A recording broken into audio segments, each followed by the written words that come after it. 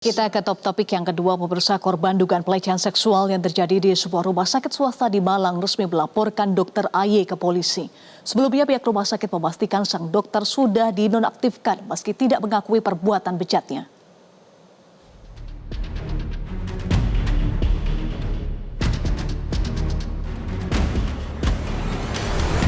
Didampingi kuasa hukum, korban dugaan pelecehan seksual resmi melaporkan dokter rumah sakit swasta di Malang ke Unit Perlindungan Perempuan dan Anak Polresta Malang Kota. Laporan ini dilakukan korban setelah gagal mendapatkan tanggung jawab dan permintaan maaf Dr. AY yang diduga melakukan tindak asusila di kamar periksa. Korban mengaku masih mengalami trauma meski kasus pelecehan tersebut terjadi pada September 2022. Kenangan kelam yang dialaminya saat menjadi korban pelecehan seksual sang dokter terus teringat dan mengganggu aktivitasnya sehari-hari. Dengan terpaksa kita akhirnya melaporkan dokter yoga ini ke pihak kepolisian di Polresta Malang karena ternyata setelah pemberitaan dan beberapa statement-statement kita pikir dokter ini merasa bersalah kemudian menyerahkan diri, tapi nyatanya enggak.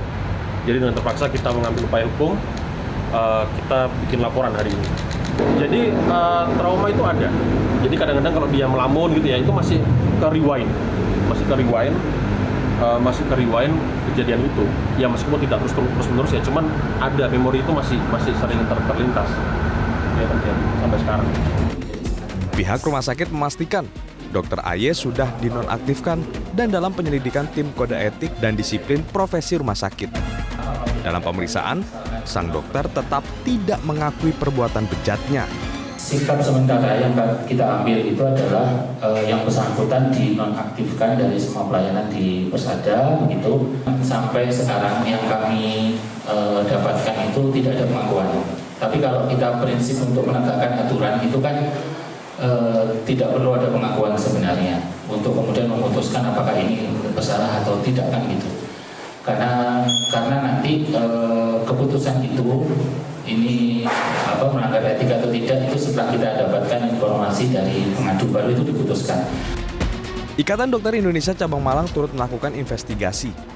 Jika terbukti melanggar kode etik, pihaknya berjanji akan memberikan sanksi tegas berupa pemecatan dan pencabutan lisensi dokter.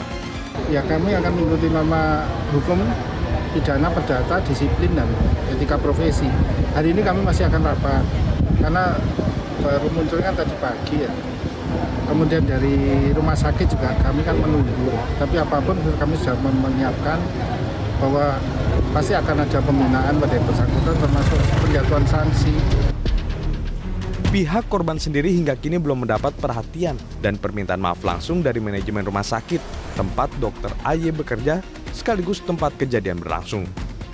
Kuasa hukum menyebut pihaknya menerima laporan dari 4 wanita diduga menjadi korban pelecehan Dr. AY di tempat dan modus yang sama. Dari Kota Malang, Jawa Timur, Wahyu Tiar, Metro TV. Kriminolog Universitas Indonesia Hanifah Hasna menyebut ada beberapa faktor yang menyebabkan seorang korban pelecehan seksual tidak segera melaporkan apa yang dialaminya ke pihak kepolisian. Salah satunya sistem pengaduan selama ini yang dinilai tidak berpihak kepada korban, di mana biasanya laporan yang diajukan tidak kunjung ditindaklanjuti. Bahwa pada korban ini mengalami delayed disclosure gitu ya, kondisi-kondisi yang membuat korban ini lama sekali untuk mengembalikan traumanya.